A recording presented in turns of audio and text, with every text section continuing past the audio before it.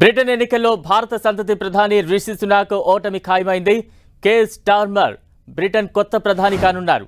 Care Starmer ఆధ్వర్యంలోని labour party ఘన విజయం సాధించగా ఘన విజయం దిశగా దూసుకుపోతోంది. ఎగ్జిట్ పోల్స్ అంచనాలు నిజమవుతున్నాయి. మొత్తం 650 స్థానాలకు ఎన్నికలు జరగగా లేబర్ పార్టీ 400కు పైగా స్థానాలు సాధించే అవకాశం కనిపిస్తోంది. అధికారిక లెక్కల ప్రకారం ఇప్పటికే ఆ పార్టీ 286 స్థానాలు గెలుచుకుంది.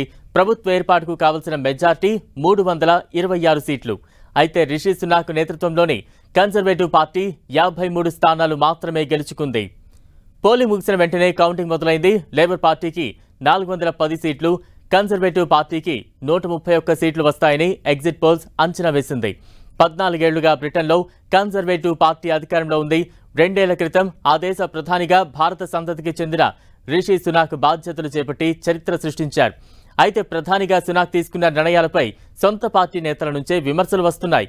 ప్రధాని హోదాలో తొలిసారి ఎన్నికల బరిలో దిగిన సునాక్ ఈ ఎన్నికల్లో పార్టీని గెలిపించుకోలేకపోయారు.